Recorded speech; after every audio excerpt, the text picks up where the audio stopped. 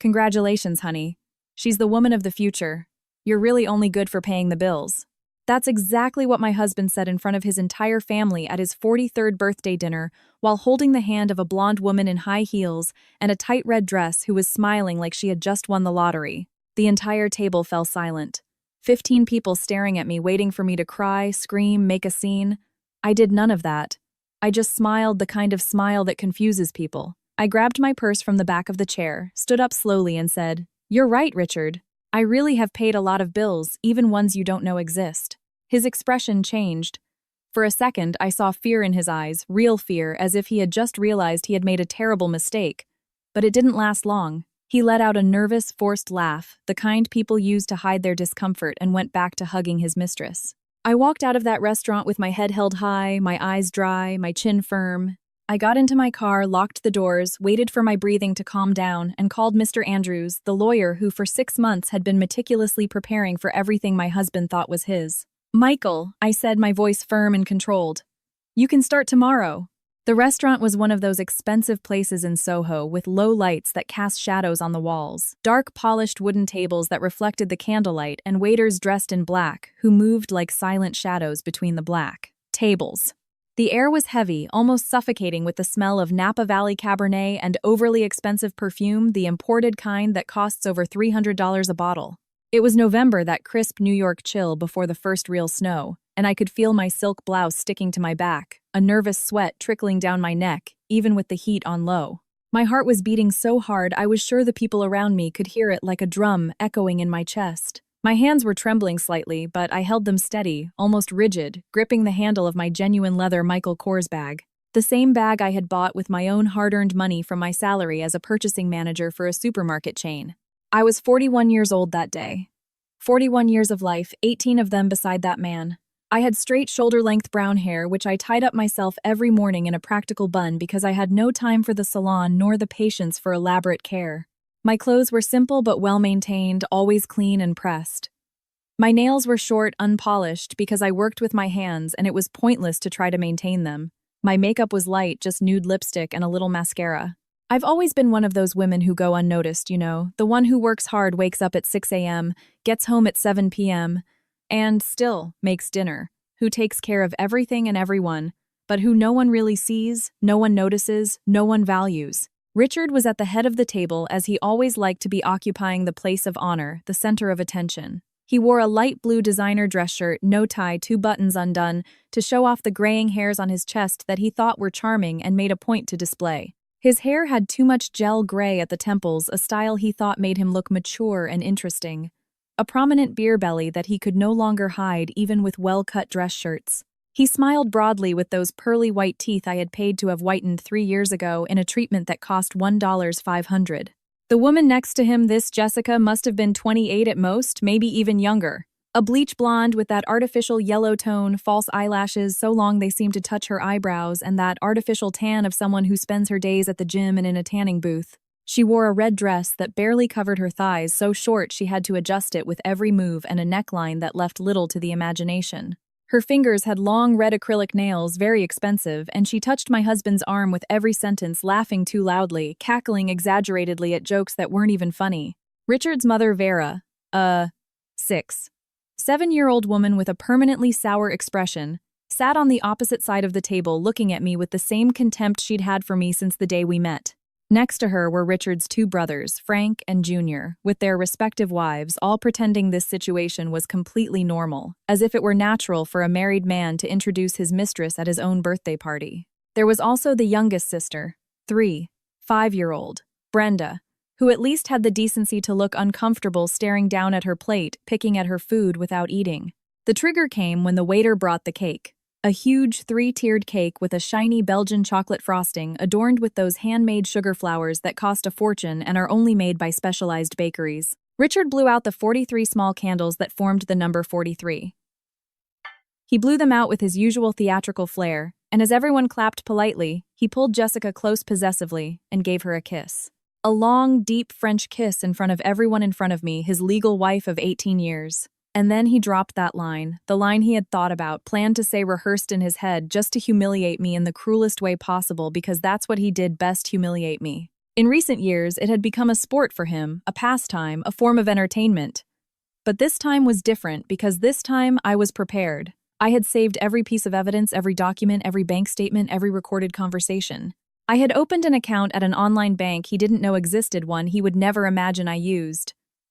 I had been slowly transferring funds for 2 whole years, money that was legally mine but that he thought he controlled. And I had hired the best family law attorney in New York City, a 5-year-old man with perfectly cut gray hair and impeccable Italian suits, who had looked me in the eye during our first consultation, held my hand and said with conviction, "Mrs. Patricia Adams, when I'm done, your husband will have to ask for permission just to breathe." When I walked out of that restaurant, I looked back one last time.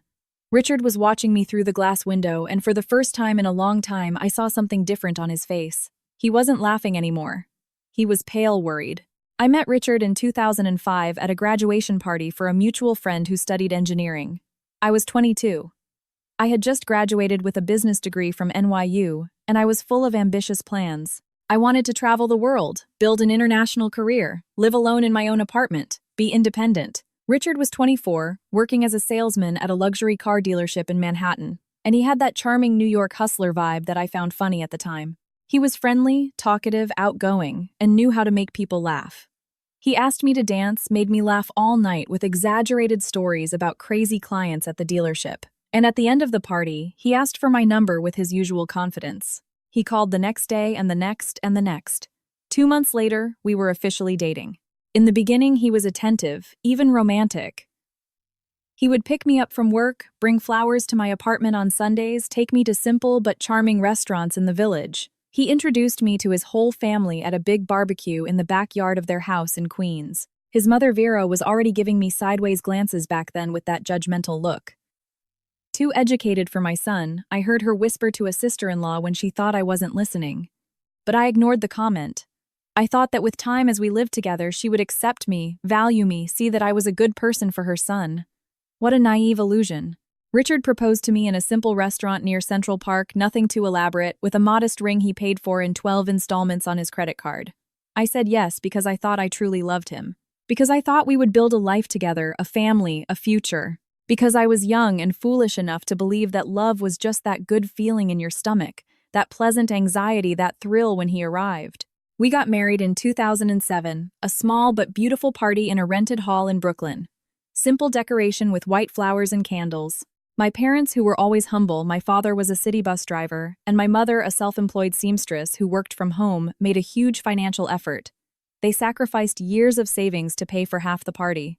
Richard's family contributed the other half, but Vera made sure to make it clear, repeating several times that this was a generous gift from their family and that I should be eternally grateful for all their kindness. We moved into a small, rented 2-bedroom apartment in Park Slope. Simple furniture bought on credit from a local store, basic pots and pans we received as wedding gifts. I worked from 8 a.m. to 6 p.m. at a logistics company on the east side, and Richard continued selling cars at the dealership.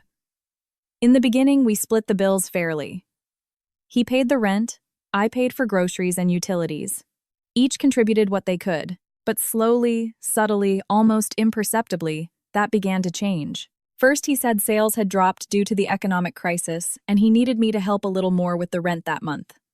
Then his car mysteriously broke down, and he needed to fix it urgently for work. Then his mother was sick with high blood pressure, and he needed to help with expensive medications. There was always something, always a new excuse, an emergency, a need. And I always helped without questioning much because that's what wives did right. They helped, supported, held things together. That's what my mother had taught me. In 2010, I was promoted to purchasing coordinator at my company, and my salary doubled overnight. I received a generous bonus of $10,000 for exceeding all my targets from the previous year. With that money, combined with my savings, I made a down payment on our own 3-bedroom condo in Carroll Gardens, a growing, family-friendly neighborhood. I put the property in both our names because we were married and because I still firmly believed we were building something together, a family asset. Richard was ecstatic when he found out. He celebrated as if it were his own exclusive achievement. He called his entire family to share the news. The whole family came to visit the new condo the first weekend, and Vera, for the first time in 3 years of marriage, gave me a hug. A fake mechanical hug, but it was some sign of acceptance. We spent the next 5 years slowly furnishing that condo, buying a piece of furniture here, another there. And believe me, I was the one paying for most of it. The solid wood 6-seater dining table that cost $2,000 me. The 6-0-inch TV in the living room that Richard wanted so badly me. The custom-built wardrobe with mirrors and drawers for the master bedroom me. But the name on the invoice was always Richard, because he was the one who made the decisions, negotiated prices, with the salesman, went to the stores himself to choose. I just transferred the money into his account for him to make the payment. What a fool I was. What an idiot. The years passed quickly, and Richard slowly changed. Or maybe he had always been that way, and I was just too blind, too in love to see it. He became arrogant, conceited, self-important. He started criticizing me for absolutely everything. My clothes were too old out of fashion. My hair was dull without style. I was fat, needed to lose weight, go to the gym. I didn't know how to cook properly. The food was either too bland or too salty. I wasn't feminine enough, didn't dress up, didn't wear high heels. I worked too much and didn't take proper care of the house, leaving everything dirty. But when I took a day off to clean the entire house from top to bottom, he would complain that I wasn't advancing in my career, that I was getting complacent. It was never good enough, never enough. Nothing I did pleased him. He started going out more and more frequently. Beers with the guys, he'd say. Watching the game at the bar, an important meeting at the dealership. He always had a ready excuse, a reasonable explanation, and I, like a love-struck idiot, believed everything. Until 2016, when I caught him. It wasn't cinematic like in the movies. It was pathetic and painful. I came home early from work because I felt sick, a terrible headache, and found compromising messages on his phone, which he had forgotten on the living room sofa. Explicit messages to a woman named Brenda. Not his sister, a different Brenda. A young saleswoman from a clothing store at the mall. Explicitly sexual messages, intimate photos, detailed plans to meet during their lunch break while I was at work. I confronted him that same night when he got home. And you know what he did? He laughed. He laughed in my face mockingly and said I was crazy, that I was making things up in my head, that I was getting paranoid from working so much.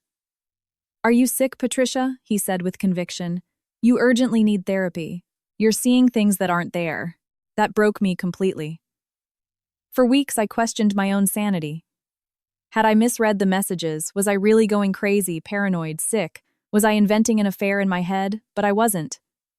And deep down, I knew it. But I wasn't ready to leave, to end it, to face it. Financially, I could leave. I had a good salary.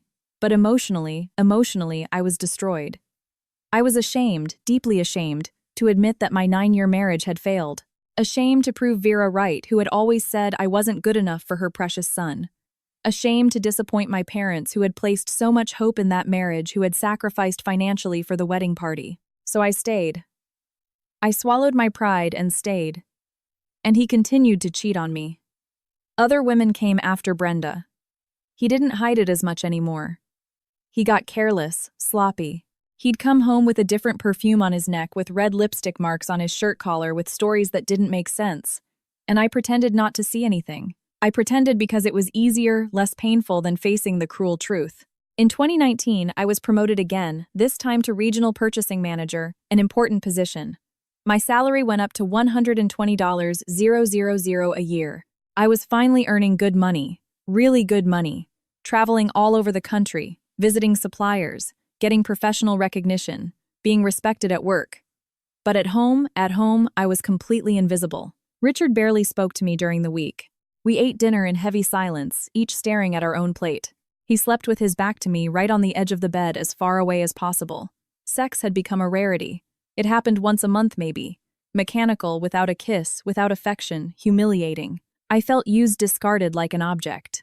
But I kept paying the mortgage and condo fees. I kept putting food on the table every day, kept washing his clothes, ironing them, organizing them, because that's what I had learned since I was little. That's what wives did. It was my obligation. Then in January 2023, my maternal grandmother, Grandma Marie, passed away. She was 89. She lived a long life, spending her last 5 years in a private nursing home that my mother and I paid for together. I was her favorite grandchild, the only one who visited her religiously every Sunday. She left a will, and in that will she left me everything she had saved over a lifetime of hard work. An old but well-maintained house in Queens, worth about $160,000 on the market, and a robust savings account of $70,000 that she had saved, penny by penny, throughout her life, selling clothes at a local market. A total of $230, 000, a fortune. Richard knew nothing about it. I didn't tell him. I didn't tell him because something inside me, some primitive survival instinct I thought I had lost years ago, told me to keep quiet, to keep it a secret. The probate process was underway, slow as always, but I had already received a significant portion of the savings. I opened an account at another bank, a modern online bank that he didn't even know I used, that he would never discover.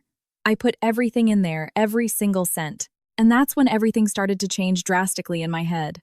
I realized I had a way out. I realized I didn't need him for anything anymore. I realized that for the first time in years and years, I had real power, financial power, the power of choice. But I didn't act impulsively. I did something much better, much smarter. I started planning meticulously. I searched the internet for the best family law attorneys in New York City. I read dozens of client reviews.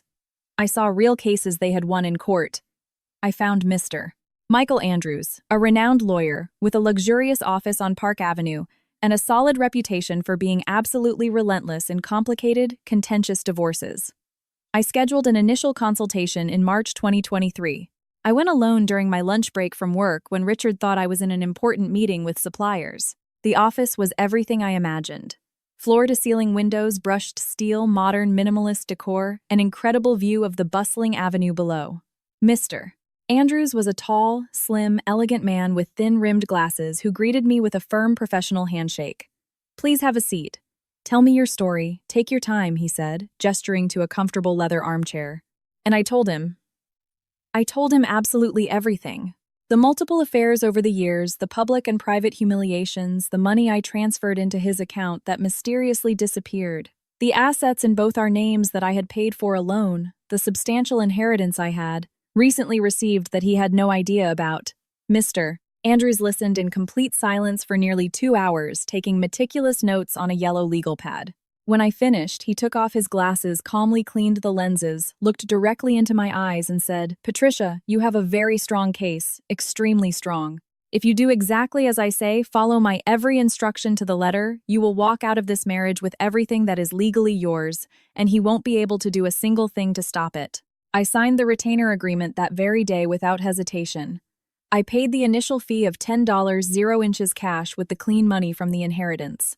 And I left that elegant office feeling something I hadn't felt in years: genuine hope.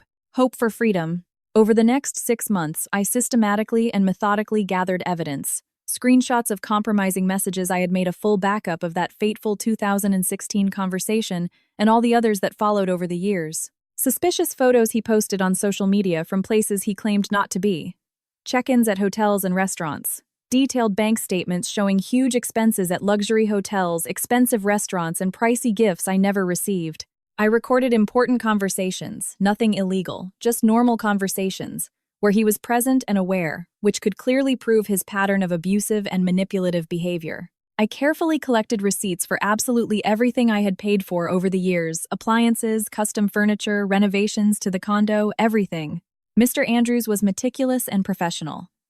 He ordered an official appraisal of the condo by a licensed appraiser, which was now valued at $850, 000, due to the real estate appreciation in the area. He meticulously tracked our joint account and discovered that Richard had surreptitiously withdrawn $56,000 over the last 3 years without my knowledge or consent to spend on his mistresses. This had a specific legal name: dissipation of marital assets, and it was legal grounds for him to have to return every penny in the division of property.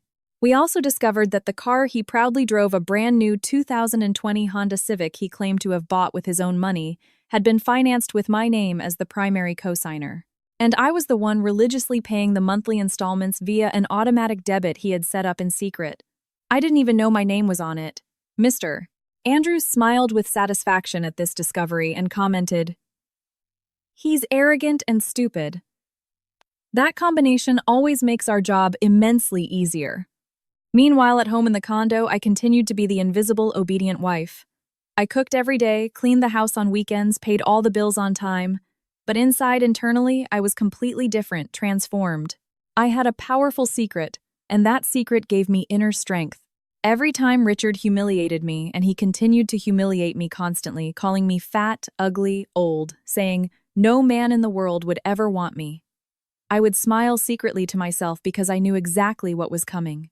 I knew that soon he would lose absolutely everything, and that kept me mentally sane, balanced. In September 2024, just 2 months before the fateful dinner, Richard started getting bolder and more careless with his new mistress, this Jessica. She was different from the others, younger, bolder, more demanding, and he was completely obsessed with her. He started talking about her openly at home, as if he were testing me, provoking me. "I met a very interesting girl at work," he would say casually. "She's full of positive energy. It would do you good to have some of that energy." I pretended not to hear. I pretended to be busy with my phone, with my work, with anything else. But Mr. Andrews was hearing every word because I was discreetly recording everything and sending him the audio files to analyze. And then came the invitation to his birthday dinner. Normally, these birthday parties were held at Vera's cramped house in Queens. But this time, Richard insisted on an expensive, sophisticated restaurant. He paid for the reservation and the dinner, or rather, he took the money from our joint account to pay, which technically meant I was paying for half of everything. He told me to dress well because there would be important people at the dinner. I knew something was coming. I didn't know the specific details, but I knew he was going to do something cruel. Mr. Andrews had warned me clearly. Men like him need an audience for their cruelty.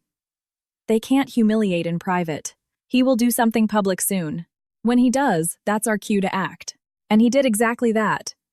In that chic restaurant in Soho, in front of his entire hypocritical family, he humiliated me for the last time in his life. And it really was the last time, because when I walked out of that place and called Mr. Andrews from the parking lot, things started moving at a speed I never expected or imagined. "You can start tomorrow." That's exactly what I said on the phone, still sitting in my car in the restaurant's parking garage, my hands trembling with adrenaline, but my voice firm and resolute. Mr. Andrews responded immediately. "I've been anxiously waiting for this call, Patricia. See you tomorrow morning. Get a good night's rest because tomorrow the war officially begins." I couldn't sleep a wink that night. I drove home slowly to that condo I had bought with my money that I had furnished with my sweat, where I had lived for 18 long years of marriage, and I methodically packed my bags. 3 large suitcases with my clothes, important documents, and personal items with sentimental value. I left everything neatly packed by the door of the guest room we barely used. Richard came home at 3 a.m., drunk, stumbling, reeking of women's perfume. He didn't even notice the suitcases sitting there. He collapsed onto the bed, fully clothed, and passed out immediately. I spent the entire night on the living room sofa, wide awake, staring at the white ceiling, feeling an intense mix of fear and excitement, because I knew that from that moment on, my life would never be the same again. The next morning at 9 a.m. sharp, I was at Mr. Andrews's elegant office. He already had everything prepared, organized, planned. First thing he said professionally, "You're moving out of the condo today. I've already rented a comfortable flat for you in Brooklyn Heights, very close to your work. A spacious bedroom, living room-equipped kitchenette, covered parking, all furnished and equipped. Paid for 15 days in advance. After that, you can decide at your leisure if you want to stay or find another place." I blinked, surprised by the speed. "But won't I lose my legal right to the condo if I leave voluntarily?" He shook his head. "Not at all. You are leaving solely for your emotional and psychological safety, and we are going to document this officially. Today at 3 p.m., you will return to the condo accompanied by a court-appointed officer whom I have already arranged for, and you will officially and legally remove your personal belongings. He will draw up an official report. Your husband will be officially served notice that you have left, but that you retain all your rights to the property. Furthermore, today I am filing the formal divorce petition with a request for immediate legal separation and an urgent temporary restraining order to prevent him from dissipating any more assets or money until the final division is settled. The joint account will be frozen by the court. The condo cannot be sold or mortgaged. The car cannot be transferred to a third party. He will wake up tomorrow morning to find he has no access to anything." An intense shiver ran down my spine. "He's going to be absolutely furious." Mr. Andrews smiled confidently. "Yes, he certainly will. But anger is not a valid legal argument. Let him be as furious as he wants. The more he loses control emotionally, the better for us in the proceedings.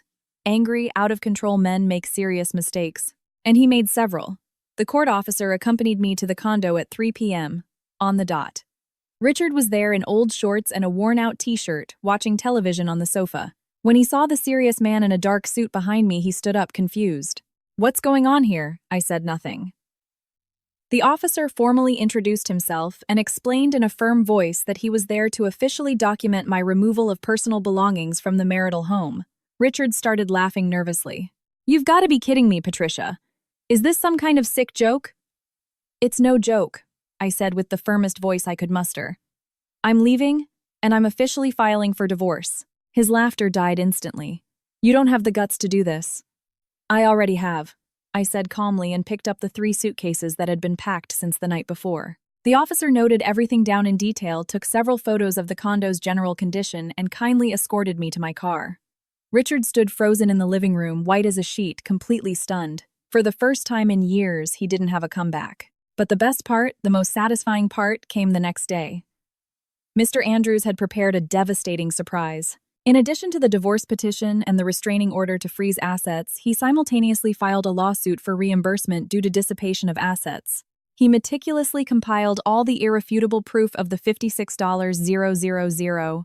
Richard had secretly taken from the joint account all the provable expenses, with mistresses all the expensive gifts, luxury hotels, romantic dinners, and Dallin, formally demanded that he return everything with legal interest and monetary correction. Furthermore, he legally requested that the division of assets be disproportionate. I would get 70% of the estate and he would get only 30% precisely because of the proven dissipation. And the perfect cherry on top, Mr. Andrews discovered through his investigation that Richard had opened a shell company for automotive consulting in his name 6 months prior, improperly using money from the joint account, and that this company had a lucrative contract with the dealership where he worked, a completely fake company to illegally divert commissions and not share them with me. This has a name, fraudulent concealment, a federal crime. Mr. Andrews requested a full and detailed investigation of his finances. When Richard received all the official paperwork, he completely lost it. He called me 23 times in a single day, sent 57 desperate text messages. All were carefully documented and sent to my lawyer as evidence. He called me crazy, a traitor, a gold digger.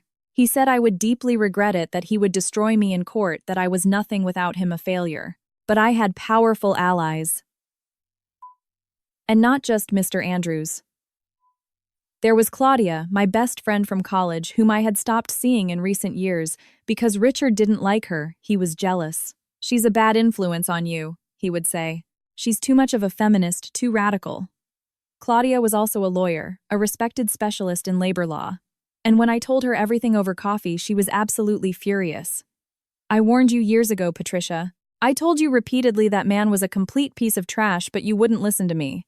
She was completely right, but she held no grudge. On the contrary, she hugged me tightly, let me cry on her shoulder, and said with determination, "Now we're going to finish him for good."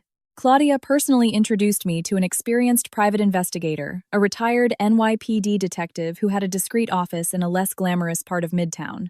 His name was Frank. He was about 50, bald, with a prominent beer belly and a piercing gaze that seemed to see everything, to read people. "Your lawyer has already done the legal part very well," he said pragmatically. "I'll do the extra legal part. Nothing illegal, you can rest assured. But we will find out absolutely everything about your ex-husband. Everything.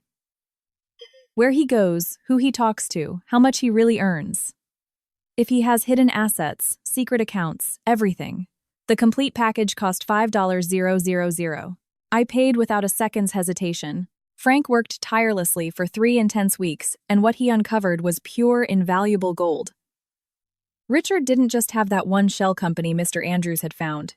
He had 2. The second one was cleverly registered in his mother's name, Vera. More systematic diversion of money, more criminal concealment.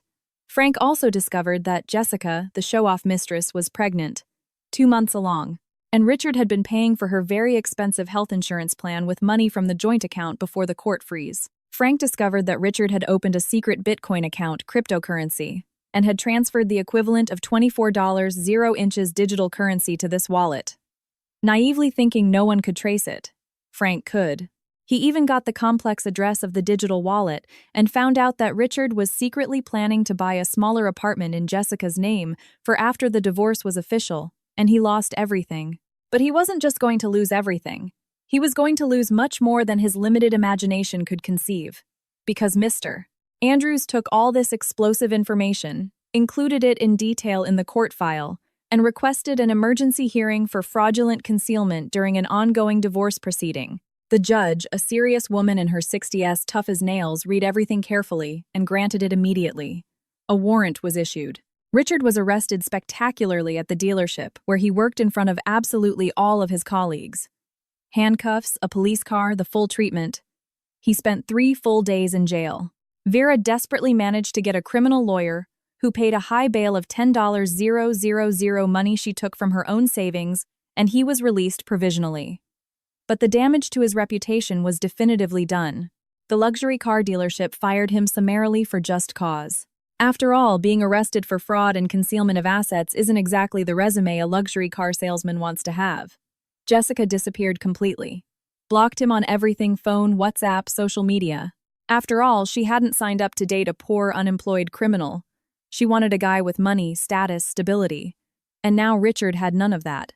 The shell companies were discovered and exposed. The hidden assets were all found. The secret Bitcoin account was discovered and frozen. The condo where we lived was reappraised by another appraiser, and with the impressive appreciation of the real estate market, was now worth $950,000. 70% of that was $665,000. Mine. The car was in my name as a cosigner, and I was the one paying all the installments, so it was legally mine. The joint account before the freeze had $19,200. Half of that was mine by right, $9,600. But since he had criminally dissipated $56,000 over the years, he legally owed me that entire difference. Not to mention the shell company that had profited $13,400 inches its last 6 months of operation. Half of that was also mine by law. The bill was getting extremely expensive for Richard, and he was getting more and more desperate with no way out. He tried to call me again insistently from his mother's number because I had permanently blocked his. I answered this time just to hear what he had to say. "Patricia," he said. And his voice was completely different. Weak, tearful, pathetic. "For the love of God, stop this. You're completely destroying my life." I remained silent for a long moment, letting him suffer. Then I spoke calmly. "I am, or you are. What did I ever do to you that was so bad for you to do all this to me?" I laughed. I actually laughed out loud. It wasn't a happy laugh. It was a bitter, sad laugh, the laugh of someone who has heard something too absurd, too surreal. "Richard, you systematically cheated on me for 8 straight years. You humiliated me publicly and privately. You took my hard-earned money and happily spent it on other women. You introduced me to your pregnant mistress in front of your entire family and said I was only good for paying bills. And you're seriously asking me what you did wrong." He was quiet for a few seconds, then said weakly, "I can change. We can start over. I'll break up with Jessica immediately. I'll drop everything. We can sell the condo, split the money fairly, and each go our own way. No fighting, no lawyers, no complicated proceedings." "No," I said firmly. "Why not?" "Because you don't deserve a fresh start. You don't deserve anything. And because I don't want to split anything. I want everything that is legally mine, and I'm going to get it." The settlement hearing was officially scheduled for December, 3 weeks after his arrest. It was at the family court in downtown Brooklyn. A gray, ugly, charmless building full of nervous people waiting for hearings. I arrived on time with Mr.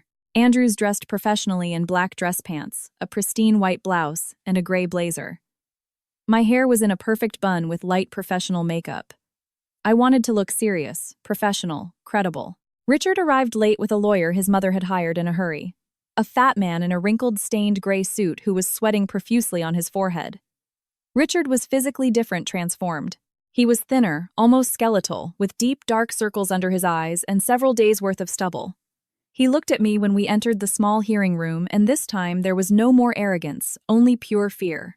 The judge was the same one who had reviewed his case weeks before, Judge Margaret Fonseca. She looked firmly at both sides of the table and said, "So shall we attempt a friendly settlement?" Richard's unprepared lawyer began to speak nervously. He said the marriage had unfortunately ended, that it was natural to divide the assets, and that the best thing for everyone was 50% for each, and to be done with it. Mr. Andrews didn't even flinch. He simply opened his leather briefcase, pulled out a massive stack of documents about 4 inches thick, placed it heavily on the table, and said calmly, "Your Honor, as you can see in detail in the court records, this is not a simple case of asset division. It is a very serious case of systematic dissipation, criminal concealment of assets, illegal diversion of funds, and the creation of shell companies to hide assets from his wife. We have irrefutable proof of absolutely everything. Complete bank statements, screenshots of compromising messages, company contracts, witness statements. The defendant used money from the joint account to finance his mistresses, including paying for the health insurance of one who is pregnant. He used his own mother's name to hide an illegal company. He opened a cryptocurrency account to hide $24,000. This man does not deserve 50% of anything. The room fell into a heavy, absolute silence. Richard stared fixedly downward, not daring to lift his eyes. His lawyer nervously shuffled through his papers, sweating even more. The judge read a few documents, intently raised her serious eyes, and said, "Mr. Adams, do you have anything to say in your defense?" He looked at his lawyer. The lawyer whispered something inaudible, and then Richard looked directly at me and pleaded, "Patricia, please, I messed up badly. I admit all my mistakes. But you can't leave me with absolutely nothing. I don't have a job anymore. I have nowhere to live. My mother is sick because of all the stress from this situation. I'm begging you, let's just split it 50/50 and end this once and for all." I took a deep breath, filling my lungs, and then I spoke, looking directly into his eyes without wavering. "No, just that. No. Nothing more." He blinked, confused. "No, no."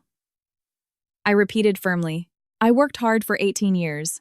I paid for this entire condo. I furnished it. I held things together while you blew money on mistresses. I endured humiliation after humiliation. I endured emotional abuse. And now, you want me to feel sorry for you? No, never. You will not get 50/50. You will get exactly what the court orders, and if it's up to me, it will be the bare minimum." The judge looked at me, and for a brief second, I saw a clear glint of approval in her eyes. She banged her gavel firmly on the desk and said, "As there is no possibility of a settlement, the case will proceed to final judgment.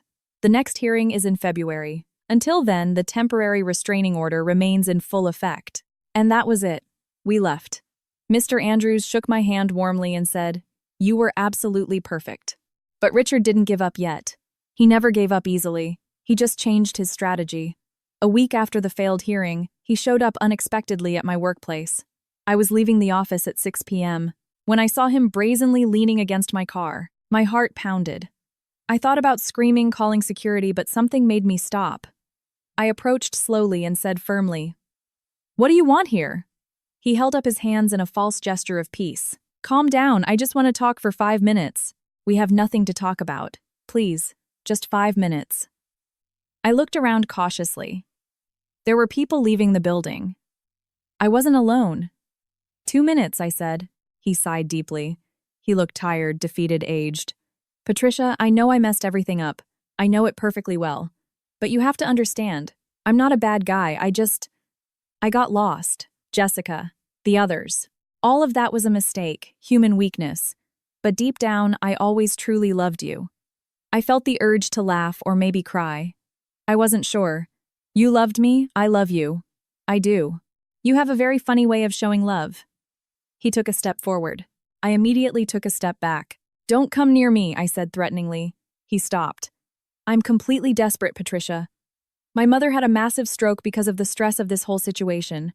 She's in the ICU. I have no money to pay for the private hospital. Jessica had an abortion and blocked me. I lost my job. I have absolutely nothing. And you think that's my fault. No, it's not your fault. But you can help.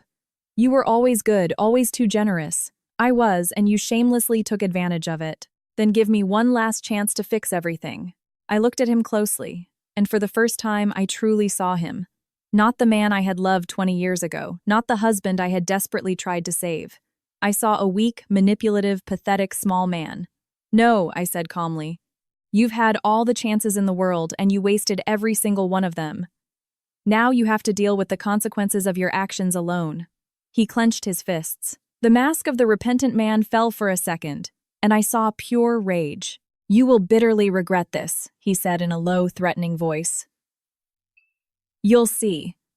I'm going to sue you for slander, for defamation. I'll prove in court that you lied about everything. You'll do what exactly I interrupted, and this time I was the one who took a step forward, challenging him. "What are you going to do, Richard? You have no money, no decent lawyer, no proof. Everything you had, you lost because you're stupid, because you're arrogant, because you thought I would stay quiet forever, being your doormat, your maid." He turned white as a sheet. I continued, "You completely underestimated me, and now you're paying the high price for it. And you know what else?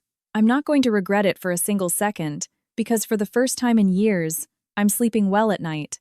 I'm eating properly. I'm smiling for real. And it's all because you're no longer in my life."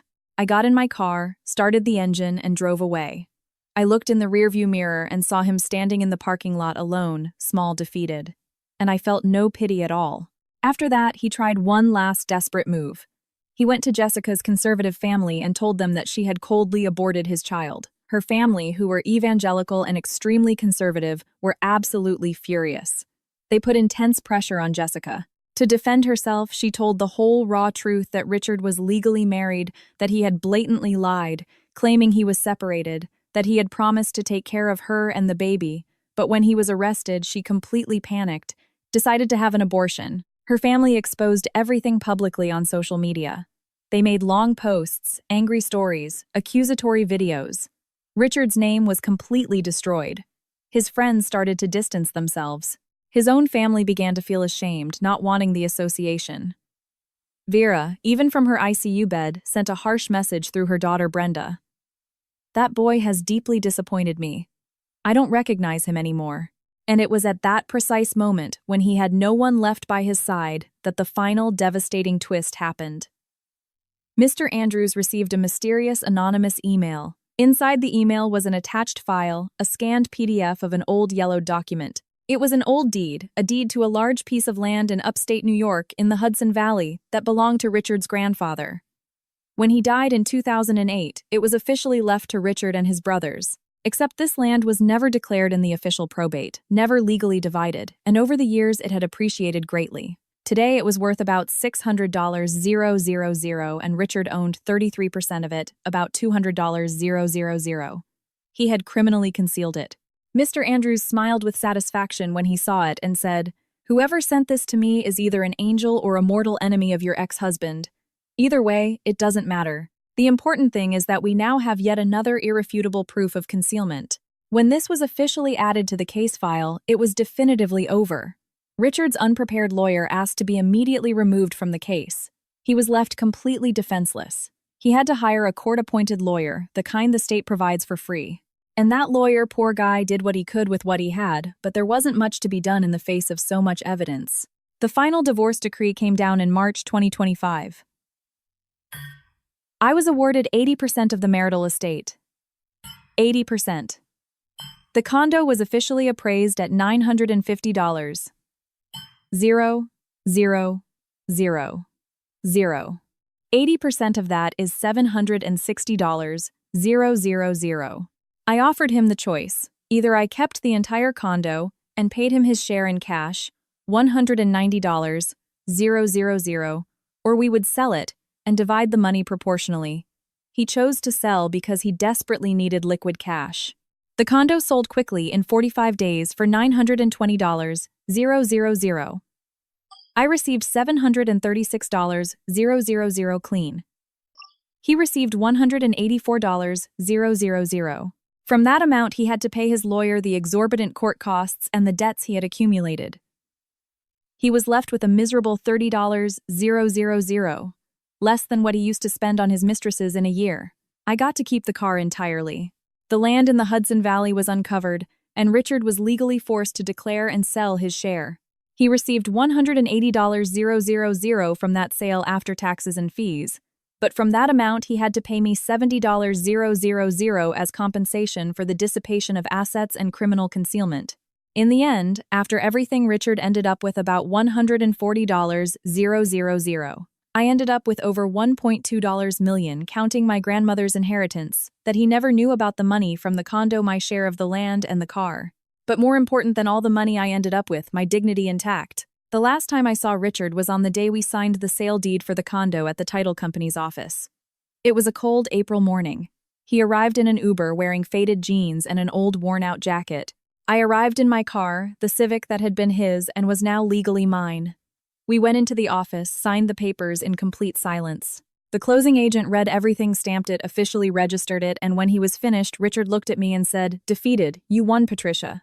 Congratulations." I looked at him, and for the first time in 18 years, I felt no anger, no resentment. I felt absolutely nothing.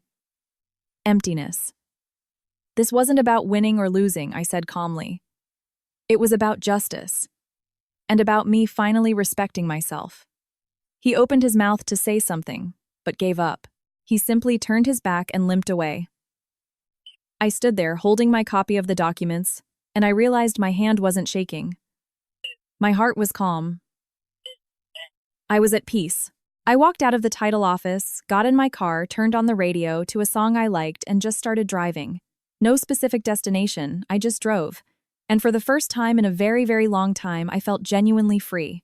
Today, January 2026, 1 year and 3 months after that dinner in Soho, my life is completely different, unrecognizable. I live in a beautiful 2-bedroom apartment in Brooklyn Heights near my work. It's smaller than the old condo, but it's mine. All mine. I personally chose every piece of furniture, every wall color, every piece of art. There are no bad memories here, only peace. My career continues to go extremely well. I was promoted again. I'm now the general purchasing manager for the entire Northeast region. I earn $180,000 a year. I travel a lot for work, meet new and interesting people, and face daily challenges that motivate me. In my free time, I've picked up hobbies I had abandoned years ago. I went back to dance classes. I always wanted to learn the tango, and now I go 3 times a week. I joined a gym not to look good for anyone else, but because it feels good, it gives me energy. I've lost 20 pounds. I've gained muscle and stamina. I've let my hair grow out naturally. I've started wearing colorful, cheerful clothes. I've become a version of myself I hadn't seen in 20 years. My parents, who are now 72 and 70, are immensely proud. My mother cried when she visited my new apartment and said emotionally, "I knew you could do it, sweetheart. I always knew you were strong." My father, a man of few words, just hugged me tightly and whispered, "That guy never deserved you." Claudia, my friend, is back in my life in a big way. We see each other every week for dinner, movies, or just to talk for hours. She introduced me to a group of incredible women, all with stories similar to mine. Brave women who left abusive relationships, who rebuilt their lives, who found themselves. I don't feel alone. As for romantic relationships, I'm not ready yet. And that's okay. I don't need anyone to complete me. I'm already whole. But I'm not ruling out the possibility either. Only now, if someone comes into my life, it will have to be someone who adds to it, not diminishes it. Someone who respects me, not just tolerates me. Someone who sees my value, not someone who tries to take advantage of it. About Richard, I know very little. I heard through mutual acquaintances that he's living with his mother, who recovered from the stroke but has permanent complications.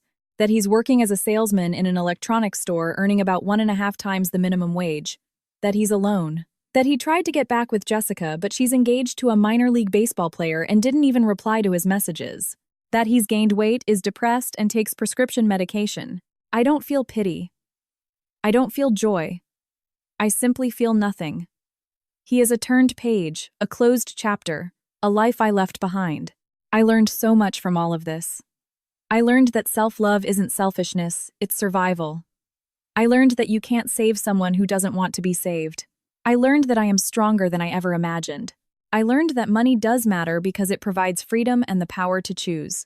I learned that justice exists even if it takes time. I learned that revenge isn't about hatred, it's about dignity. And I learned that it is never, ever too late to start over. Today I look back and see the woman I was in that restaurant in Soho listening to my husband humiliate me in front of everyone. And I barely recognize that person. She seemed so small, so lost, so broken. But she wasn't broken. She was gathering her strength. She was preparing. And when the time came, she stood up and she didn't look back.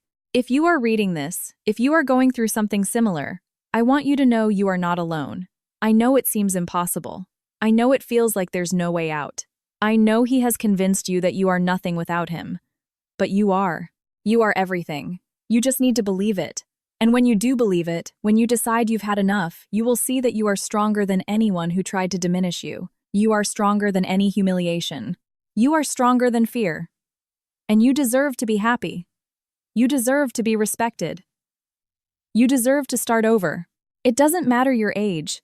It doesn't matter how much time you think you've lost. It doesn't matter what you think you've sacrificed. It's never too late. Never. If this story touched your heart, if you identified with any part of this journey, leave a comment below telling us where you're watching from and what moved you the most. Share this video with that friend, cousin, or neighbor who needs to hear this message. Dignity is non-negotiable. Self-love comes first, and it's never ever too late to start over. Leave a like, subscribe to the channel, and hit the notification bell so you don't miss the next stories. Because here we don't just tell empty stories. We tell stories that transform, that heal, that remind you of who you truly are. A strong, capable woman, deserving of all the love in the world. A tight hug to your heart, and remember you are stronger than you imagine. Until next time,